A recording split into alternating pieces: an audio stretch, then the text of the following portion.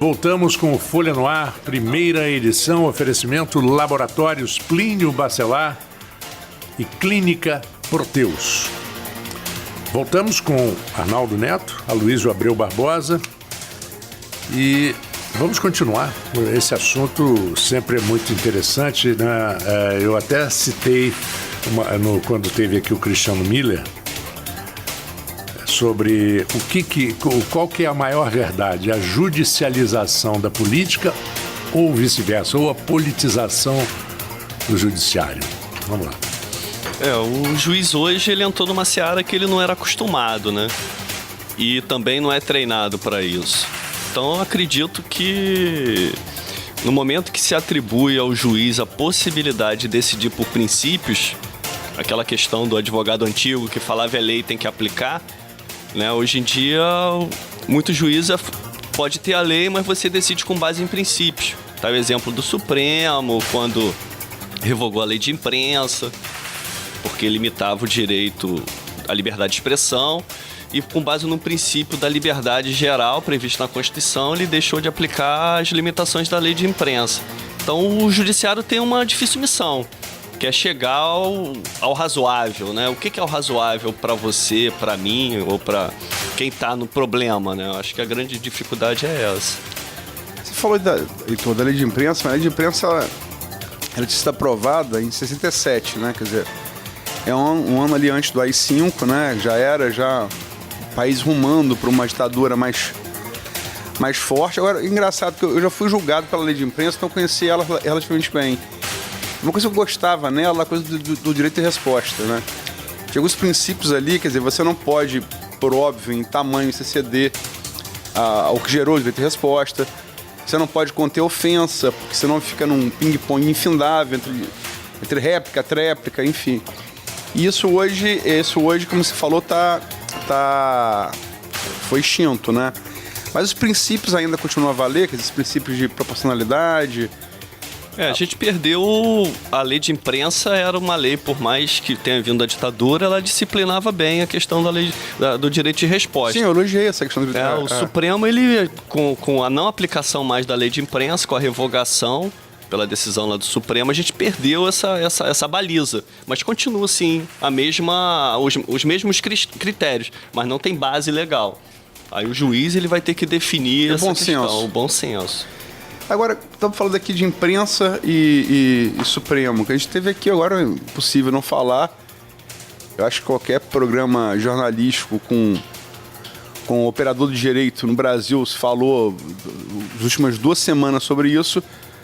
O caso aí do inquérito de Dias Toffoli e Alexandre de Moraes para apurar supostos crimes contra a honrabilidade do Supremo e dos seus integrantes. Quer dizer, isso teve o caso do site antagonista e da revista eletrônica que é ligada a ele, que é a Cruzoé, uma matéria que pega um trecho de um e-mail do Marcelo Odebrecht chamando, um e-mail que está ali no processo, chamando o Dias Toffoli de amigo do meu pai. Para ficar claro para o ouvinte, talvez não.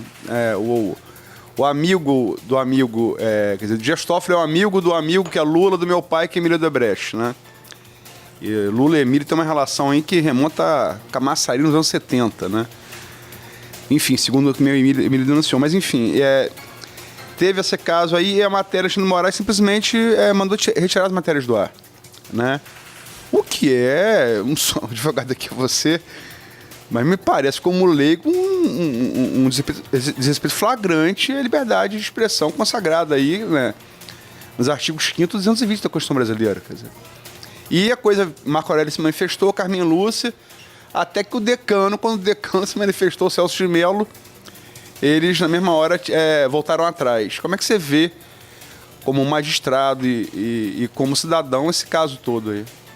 Essa questão vai ser interessante para o país, né? Os homens lá, os 11 homens mais importantes do judiciário brasileiro, né? Eles vão se posicionar sobre a existência do inquérito, né? E até onde o inquérito pode pode ser comandado pelo Supremo.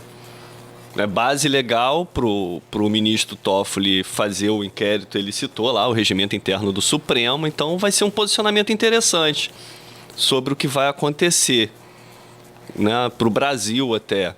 Agora é interessante também outra coisa, né? Eu formei lá na década de 90 e eu fui aluno do Evaristo de Moraes, na época ele era advogado do Collor. Então ele dava aula para a gente e ia a Brasília. E uma das grandes, ela dava aula de penal e processo penal, uma das grandes coisas que ele falava lá era assim, por que o Ministério Público tem que ser o titular da ação? Né? Onde tem isso historicamente, né? É adequado? Ele era contra, mas ele era advogado, né? Então tinha lá o posicionamento de defesa do cliente dele. Então o grande debate eu acho que vai partir por aí. Né? O Ministério Público, pela Constituição, ele tem a função principal aí de investigar e acusar. Tem exceção? Então vai vir essa decisão lá do Supremo Tribunal Federal. Né? Se pode, até qual é o limite, enfim. Como tem mudanças na jurisprudência, eu não sei realmente como é que vai ser feita essa questão, não. Mas o ministro ontem, pelo que eu li nos jornais, ele já se manifestou que vai apurar e remeter para as investigações para os MPs dos estados e federais, enfim. Acho que eles vão chegar a um consenso do que é a estrutura judicial, né? Acho que o mais importante é isso. E nesse percalço aí, se debater sobre a liberdade de imprensa.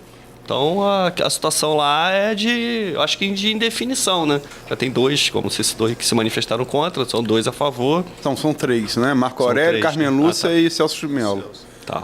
Né? São os três que se manifestaram. Isso sem contar, você falou do Ministério Público, a Raquel Dodge foi muito dura também, quer dizer, inclusive pressionada pelos próprios procuradores, uma coisa interna, ela foi quase que instada aquilo. Né? O Ministério Público ele é um órgão bem unido, né? É até uma coisa interessante, ele é um órgão bem... eles defendem as prerrogativas dele. Como os advogados também são muito aguerridos. Se a gente olhar... Os juízes não? Os juízes também, mas eu acho que menos, porque as divisões são maiores. São estados, é um pouco diferente. O juiz é a gente fala muito isso, né? O juiz é um homem muito sozinho, né? Porque chove, chuva, faça sol, mas na hora de você decidir... É você, né? É você que tem que pensar o que você vai decidir. Então, e essa exposição, Heitor, essa exposição excessiva dos tribunais está trazendo coisas como, por exemplo, certas acusações, que não sou eu que faço, na época, que, por exemplo, o ministro Gilmar Mendes jamais poderia julgar aquele Barata, porque ele tem uma relação familiar e a esposa tem relação profissional no escritório que o defende. Essas coisas todas que acabam vindo a público. Como você vê? Eu acho que é o que está muito para o que o Antony Garapon fala, né? A sociedade analisa esse problema e as instituições vão se adequando ao que a sociedade vai mostrando. Agora, o Supremo é um órgão que vem, se a gente for olhar a história do Supremo, ele vem atendendo aos anseios da sociedade. Criticado ou não, mas vem se resolvendo. Agora, definir questão específica de ministro aí, até processo judicial, é melhor não me manifestar, que é vedado pela lei orgânica. Mas tem essa questão aí. Eu acho que o Supremo nosso, né, a gente tem que olhar também um pouco do conceito de sociedade que a gente quer. Né? A Constituição ela garante o Supremo como guardião da Constituição. Ele vem atendendo, isso que a gente tem que, né, vem atendendo os anseios da sociedade. Em matéria de julgamento, está sempre andando do lado da imprensa, né, se a gente olhar. Tem hora que o pessoal fala, é muito aberto, né, porque pode tudo ou não pode nada, enfim. Mas o Supremo vem atendendo os anseios da sociedade. A gente tem bons exemplos lá, né? Tem lá um professor meu, que foi o Fux, ele é um juiz de carreira, muito bom. O pessoal da UERJ está bem lá, né? Que é o Barroso. É um Supremo de nível bom, eu acho, né, ótimo o nível do Supremo nosso. Agora, tem que ter melhorias, como qualquer instituição, né? Muitos falam da parte de serem indicados por presidentes, quando em outros países eles são até eleitos, né, pela comunidade. Nos Estados Unidos você elege... Não. O Supremo não. O Supremo não. O Supremo quem indica o presidente. É indicado o presidente escolhe. Mas são juízes. Primeira instância. Né? Primeira instância, o juiz, não só juiz, promotor, xerife... São todos votados. Eleitos, mas em primeira instância. Sim, mas no Supremo você tem que ser juiz. Igualzinho, o Congresso define se aprova ou não a indicação e aí o presidente escolhe. Ser juiz, essa é a minha dúvida. Não tem que ser juiz de carreira. Do quinto, né? Não tem que ser juiz de carreira para ser juiz do Supremo dos Estados Unidos, a indicação política a gente veio da cultura americana do presidente indicar, né? Aí você fala, isso é bom, é cultural, né? Nos Estados Unidos dá certo, né? O Brasil é razoável também, não é ruim, não. Acho bom. Pode melhorar? Talvez, né? Botar uma obrigação de ter juiz de carreira. É uma solução boa. Agora, todo no Supremo, né? Talvez não, melhor não. No Supremo de hoje tem 2 juízes de carreira, né? E a gente tem o Fux, tem a Rosa Weber. A Rosa Weber, eu acho que só, né? Acho que não fala, na Constituição brasileira não fala nem para o Supremo, não fala nem se formado em direito, fala em notório saber jurídico, né? Em tese, você não precisa nem ser formado em direito. Hoje em dia não tem mais aqueles rábulas, né? Sim, mas tá ali, né? Tá ali, Agora, eu queria voltar lá um pouquinho lá, Raquel Dodge, acabamos entrando para o outro lado. Você falou uma coisa do qual é o papel do Ministério Público, quer dizer, o Alexandre Moraes ontem já falou que o inquérito garantiu que após a reação toda, que vai ser remetido ao Ministério Público sempre, daí formalizar uma não denúncia. E você citou en passant, você tem muito cuidado, como todo juiz, para não passar, e eu te conheço há muito tempo, sei que você é muito equilibrado, mas essa coisa que eu acho muito preocupante enquanto cidadão, enquanto jornalista, enquanto cidadão, que é do juiz ser um investigador. Se o princípio do juiz é a isenção, como a gente está falando, o equilíbrio, como é que ele vai ser parte? Quer dizer, é uma coisa que me parece...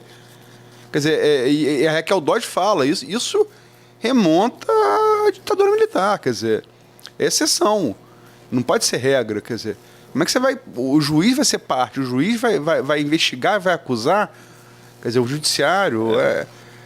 Esse inquérito me parece uma coisa muito complicada, de consequências imprevisíveis. O Supremo vai ter que definir qual o objetivo dessa investigação. Isso a gente vai verificar, né? Agora, se quem comandou a investigação vai poder analisar o que foi determinado ou vai ficar limitado, eu acho que isso que vai ser o grande debate depois. Base legal tem.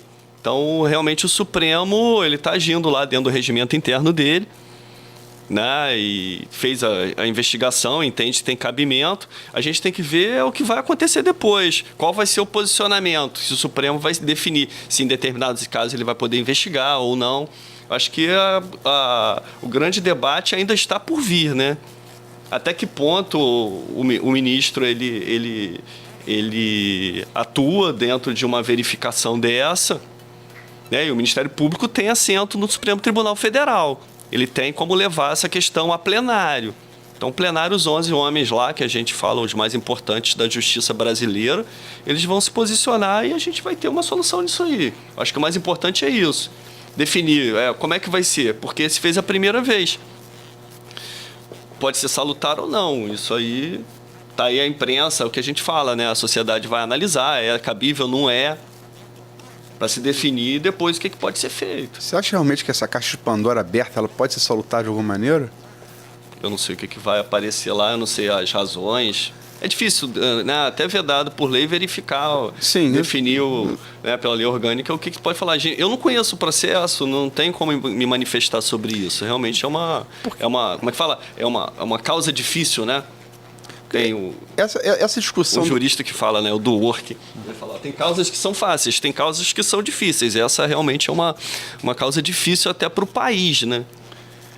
Eu acho que institucionalmente, quer dizer, eu como professor leigo, mas artigo 5º, artigo 220 da Constituição Brasileira. Quer dizer, a censura das matérias, eu acho, sinceramente, uma afronta constitucional feita por quem é pago para proteger a Constituição. Eu escrevi isso domingo. É um negócio, eu vi o artigo, eu também já havia colocado isso lá atrás, mas é uma coisa enfim. Porque essa coisa da investigação é uma coisa que se discute desde a Constituição. Há muito... e aí a questão de espírito de corpo, né? Há muito policial civil, por exemplo, que fala que o GAP é uma aberração, porque quem tinha que investigar seria a Polícia Civil. Né? Policial militar cedido ao Ministério Público Estadual para conduzir a investigação. Isso é uma discussão antiga. E agora você tira uma discussão que está desde a Constituição de 88, circunscrita ali a Ministério Público e Polícia, agora é Ministério Público e Judiciário. Quer dizer, o problema veio de se restringir e se expandiu. E é o Supremo Tribunal Federal. Quer ver outra questão interessante, né? Se a gente for olhar assim, como é que as coisas se reinventam e se debatem novamente, né? O problema da Lava Jato com o eleitoral, né? É justiça eleitoral ou é justiça federal? Sempre foi justiça eleitoral, né? E o Supremo se debruçou e por 6-5 se manteve uma jurisprudência de 30 anos. E foi uma coisa, foi acompanhado nacionalmente essa questão. Então é isso aí que você está falando. Realmente são questões difíceis, né? E o posicionamento, o debate em plenário vai ser pesado. Até porque agora tudo é televisão, né? Verdade, o Supremo ele está lá na televisão e a gente acompanha ao vivo, né? O ministro tem que estar bem preparado para falar lá. Agora, sobre essas especificidades da justiça brasileira, você citou a justiça eleitoral agora. Com essa morosidade toda que a gente se tratou no primeiro bloco, não parece beneficiar o réu levar a questão para a justiça eleitoral? Porque o juiz acaba acumulando, né? O juiz eleitoral não é um juiz específico, ele acaba acumulando ali essa questão também. E a gente tem vários exemplos de condenações em primeira instância que até se chegar ao Tribunal Superior Eleitoral, o tempo da pena até acaba, né? A justiça eleitoral é interessante, assim, a justiça eleitoral sempre se debruçou sobre processos simples, processos mais rápidos. Então, é o que os ministros do Supremo falaram lá depois do julgamento. Tem que se estruturar as justiças eleitorais, sim. Agora, as questões eleitorais não vão ser julgadas, uma questão da Lava Jato que for para a justiça eleitoral, não vão ser julgadas pelo interior, né? Vão ser julgadas na capital. Então, acho que é mais fácil também estruturar. A questão é da estrutura tanto do Ministério Público, o problema da Receita Federal, que apoia, né, a Lava Jato, tem uma equipe própria, auditor fiscal e o juiz lá. E tem que trabalhar a ideia do juiz saber trabalhar com delação premiada, né? Que é o que se faz muito na Justiça Federal nesse problema da Lava Jato. Você citou a Lava Jato aqui agora e a gente está falando no âmbito nacional. A gente tem aí um possível protagonismo do judiciário brasileiro, sobretudo a partir da Lava Jato, sob a ótica de muitos analistas. O judiciário ele toma uma proporção maior, até mesmo na força de equilíbrio entre os poderes. Alguns analisam que o judiciário hoje se sobrepõe ao executivo e legislativo. Só como juiz, como cidadão, como você avalia essa situação? Eu acho que o judiciário ele tem a função dele, né? O problema é que o ministro Barroso sempre fala, né? A gente precisa melhorar a nossa política. No momento que a política nossa melhorar, a gente vai ter um judiciário menos atuante. Por enquanto, o judiciário tem esse protagonismo porque o Brasil, ele fala, tem que refundar a democracia brasileira. O Brasil precisa melhorar a política. E estão vindo agora novos, né, candidatos. Aí, ano que vem a gente espera que o Brasil sempre melhore, né? A gente torce, a gente é brasileiro, mora aqui. Os filhos nossos, netos vão estar aqui. Né? Melhor que o discurso de ir embora, né? O discurso de ir embora é muito triste para o país. A gente tem que valorizar o nosso país. É um país bom, é um país que tem emprego, lá fora não tem. Aqui a gente é brasileiro, lá quem vai embora é estrangeiro, é outra realidade. E muitas vezes ilegal, né? E tem esse problema, né? Então a gente tem que valorizar o que a gente tem, a nossa terra, e buscar melhorar, né? Ser mais técnico, ser mais sério, né? Buscar um serviço melhor do poder público, enfim. Doutor, vamos fazer um pequeno intervalo, mas antes de ir para o intervalo, quero alertar os nossos ouvintes que no Facebook nós temos a nossa página que está, inclusive, ao vivo, mostrando imagens, né? Folha FM 98,3, também a nossa página na internet, folhafm98.com.br. assista ao vivo. Você tem ouça ao vivo e assista ao vivo. Então o nosso debate está sendo transmitido ao vivo pela internet. Vamos a um pequeno intervalo e voltamos em instantes com Folha no Ar, primeira edição. Folha FM.